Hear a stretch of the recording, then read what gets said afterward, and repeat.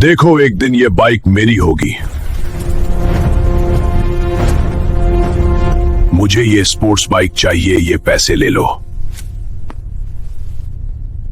इतने पैसे में तो टायर भी नहीं आता। गरीब आदमी यहां से निकल जाओ।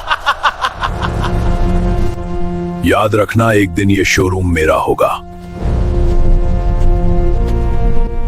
बेटा हिम्मत मत हारना।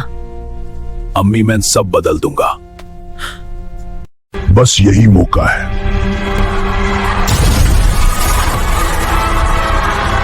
जीत कर लाऊंगा।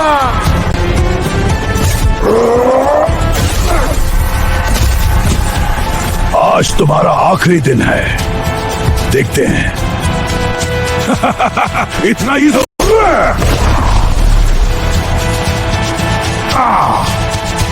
दोस्तों जल्दी चैनल सब्सक्राइब करो और वीडियो लाइक करो ताकि मुझे ताकत मिले मेरे साथ। अब मेरी बारी है।